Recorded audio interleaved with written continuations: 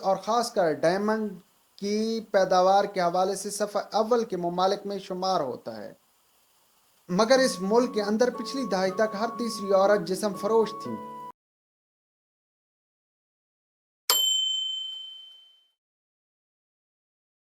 بسم اللہ الرحمن الرحیم۔ کسی بھی ملک کی ترقی کے لیے سیاسی استحکام بہت زیادہ اہمیت رکھتا ہے۔ آج وہ تمام ممالک جن کا شمار ترقی یافتہ اقوام میں ہوتا ہے، ان ممالک نے ترقی کی منازل اس وقت ہی طے کی ہیں جب ان ملکوں کے اندر پولیٹیکل سٹیبلٹی قائم ہوئی ہے۔ دراصل پولیٹیکل سٹیبلٹی سے ہی معاشی استحکام جڑا ہوا ہے۔ براعظم افریقہ جو کہ نیچرل ریسورسز سے مالا مال براعظم ہے، مگر اس براعظم کے اندر بہت سی ایسی نیشنز ہیں جو کہ آج بھی بنیادی سہولیات سے محروم ہیں۔ براعظم افریقہ کے اندر ایک چھوٹا سا ملک سیرا لیون جو کہ اٹلانٹک اوشن کے کنارے پر آباد ہے۔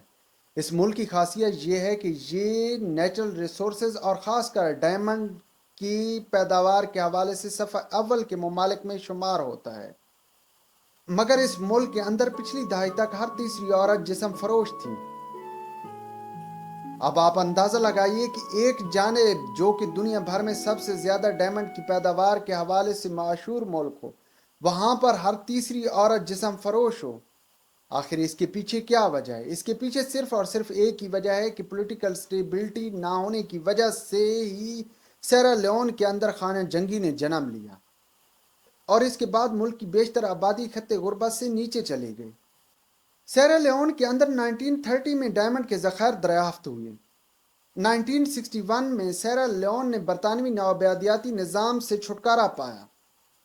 آزادی ملنے کے بعد سیرا لیون کا سر جنگ کے زمانے میں کمیونزم کی طرف جھکاؤ رہا، اور سیرا لیون کمیونزم کی طرف اس قدر جھکاؤ رکھتا تھا کہ 70 کی دہائی میں باقاعدہ طور پر ملک کے اندر سوشلزم کے لیے کام کیا گیا اور سوشلزم کے لیے اصلاحات کی گئی، اور تو اور ملک کے اندر بہت بڑے پیمانے پر نیشنلائزیشن کا آغاز کیا گیا۔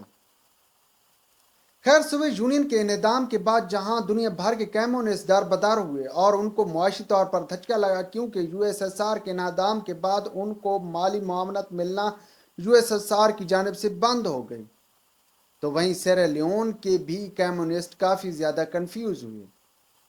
لیکن یہاں پر آپ کو آگاہ کرتا چلوں کہ یو ایس ایس آر کے انہدام کے بعد بہت سے کمیونسٹوں نے چھوٹے پیمانے پر جتھے بنا لیے، جو کہ نام تو انقلاب کا لیتے تھے مگر کام وہ جرائم پیشہ لوگوں کے لیے کرتے تھے۔ ایسا ہی ایک باغی گروہ آر یو ایف یعنی کہ ریولوشنری یونائٹڈ فرنٹ کے نام سے سیرا لیون کے اندر منظر عام پر آیا۔ اس گروپ کا قیام 1990 میں عمل میں لایا گیا۔ اس باغی گروہ کو باقاعدہ طور پر کیوبا کے رہنما فیڈل کاسٹرو اور معمر قذافی کی حمایت حاصل تھی۔ اس گروپ نے 1991 سے لے کر 2002 تک سیرا لیون کے تمام نیچرل ریسورسز پر اپنا قبضہ جما لیا، اور دنیا بھر میں اس دور کو بلڈ ڈائمنڈ کے نام سے یاد کیا جاتا ہے۔